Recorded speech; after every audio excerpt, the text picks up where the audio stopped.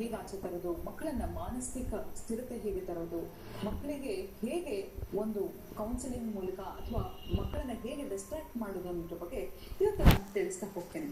ನೋಡಿ, ದೊಡ್ಡವರಾಗ್ಲಿ ಚಿಕ್ಕವರಾಗ್ಲಿ ಪ್ರತಿಯೊಬ್ಬರಿಗೂ ನಾವು ಏನ್ ಕೆಲಸ ಮಾಡ್ತಾ ಇದೀವೋ ಅದರಿಂದ ಬಿಟ್ಟು ಒಂದು ಎಕ್ಸ್ಟ್ರಾ ಕರಿಕ್ಯುಲರ್ ಆಕ್ಟಿವಿಟಿ ಅಥವಾ ಹಾಬಿ ಅನ್ನೋದು ತುಂಬಾನೇ ಮುಖ್ಯ. ಯಾವ ಮನುಷ್ಯನಿಗೆ ಹವ್ಯಾಸ ಇರುತ್ತೆ ಅವನ ಪರ್ಸನಾಲಿಟಿನೇ ಬೇರೆ ತರ ಇರುತ್ತೆ. ನೋಡಿ, ಅಪ್ಪ ಇವತ್ತು ಯಾವಾಗ ನನ್ ಕೆಲಸ ಮುಗಿಯತ್ತೋ, ನಾನು ಯಾವಾಗ ಹೋಗಿ ಒಂದು ಬ್ಯಾಡ್ಮಿಂಟನ್ ಆಡ್ತೀನೋ ಅಥವಾ ಸ್ಪೋರ್ಟ್ಸ್ ಮಾಡ್ತೀನೋ, ಜಿಮ್ ಮಾಡ್ತೀನೋ ಅಥವಾ ಹಾಡು ಹೇಳ್ತೀನೋ, ಯಾರಿಗೆ ಒಂದು ಹವ್ಯಾಸ ಇರುತ್ತೆ ಅವರಿಗೆ ಅದೊಂದು ಅಡಿಕ್ಷನ್ ಆಗ್ಬಿಟ್ಟಿರುತ್ತೆ. ಒಂದು ಹೆಲ್ತಿ ಅಡಿಕ್ಷನ್ ಅಂತಾನೆ ಹೇಳ್ಬೋದು. ಯಾವಾಗ ನಮ್ಗೆ ನೋಡಿ, ಕೆಲವರು ನಮ್ಗೆಲ್ಲೋ ಒಂದು ಹಾಡು ಹೇಳೋದು ಅವ್ರಿಗೆ ಇರುತ್ತೆ, ಇಷ್ಟ ಇರುತ್ತೆ, ಅಥವಾ ಡ್ಯಾನ್ಸ್ ಮಾಡೋದಾಗಿರ್ಬೋದು, ಜಿಮ್ಗೆ ಹೋಗೋದಾಗಿರ್ಬಹುದು, ಅಥವಾ ಬ್ಯಾಡ್ಮಿಂಟನ್ ಆಡೋದಾಗಿರ್ಬೋದು, ಫ್ರೆಂಡ್ಸ್ ನ ಮೀಟ್ ಮಾಡೋದಾಗಿರ್ಬೋದು, ಒಂದು ಹವ್ಯಾಸಗಳು ಏನೇನು ಇರುತ್ತೋ ಅದು ಒಬ್ಬ ಮನುಷ್ಯನಿಗೆ ಟ್ರಾವೆಲ್ ಮಾಡೋದಾಗಿರ್ಬೋದು, ಇದೆಲ್ಲವೂ ಒಂದು ಮನುಷ್ಯ